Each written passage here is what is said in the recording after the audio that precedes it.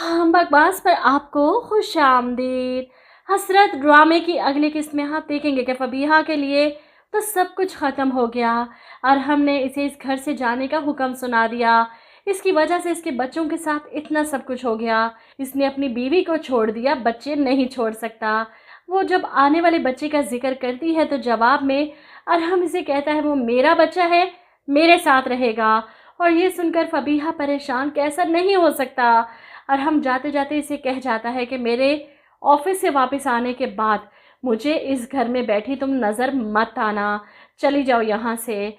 फबीहा अपना सामान लेकर अपनी माँ के घर पहुँचती है और इसे सामान के साथ आते देख इसकी माँ हैरान परेशान, जो कि हमज़ा की बारात का इंतज़ार कर रही थी। ऐसे में फ़रहीन भी दुल्हन बनी अंदर से निकल आती है। इसे सामान के साथ देखकर वो भी परेशान हो जाती है। तुमने तो आज अरहम के साथ दुबई जाना था, यहाँ पर कैसे? जिस पर फबीहा बताती है अरहम ने मुझे घर से निकाल दिया, मेरे पास तो कोई ठिकाना नहीं यहाँ आने के अलावा। ये सुनकर फरहीन परेशान हो जाती है, जिस पर वो कहती है आपी, आप ये दुल्हन, क्या हो रहा है यहाँ पर? ऐसे में हमज़ा और इसकी बहन दोनों दरवाजे पर पहुँच जाते हैं बारात लेकर और ये देखकर फबीहा के होश उड़ जाते हैं। हमज़ा फरहीन आपी से शादी कर रहा है। इससे पहले कि बात ख़राब होती, फबीहा की माँ इसका हाथ पकड़कर इसे अंदर कमरे में ले जाती हैं। और हमने घर से निकाल दिया तो यहाँ आने की ज़रूरत नहीं थी तुम्हें। जिस पर फबीहा परेशान, और मैं कहाँ जाती? इसकी माँ इसे कहती हैं बहुत मुश्किल से फरहीन और हमज़ा की ज़िंदगियों में खुशियों ने दस्तक दी है।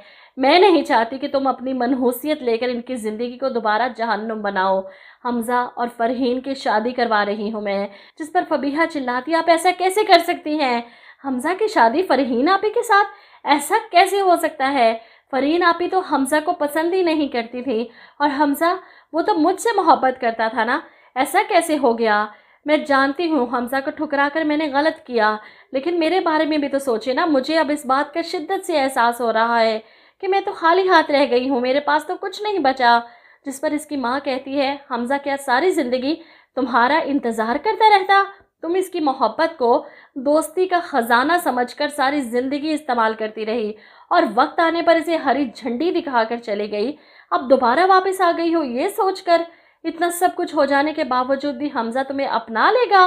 वो फबीहा को इस कमरे में बंद करके खुद बाहर जाती हैं, जहाँ फरहीन परेशान कि अब हमज़ा इससे शादी करेगा भी या नहीं, या फिर इसकी ज़िंदगी में खुशियाँ आने से पहले रूठ जाएंगी। ऐसे में हमज़ा की बहन भी परेशान है।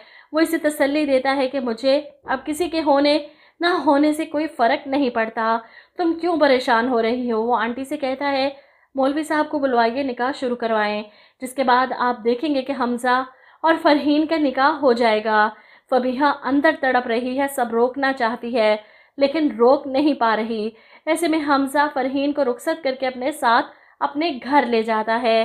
फ़रहीन अभी भी परेशान है, फबीहा इनकी ज़िंदगियों में वापस आ जाएगी ये सोचकर फ़रहीन हमज़ा से कहती है तुम मुझसे वादा करो, ज़िंदगी भर मेरे साथ रहोगे, किसी को कभी भी हमारे बीच में नहीं आने दोगे।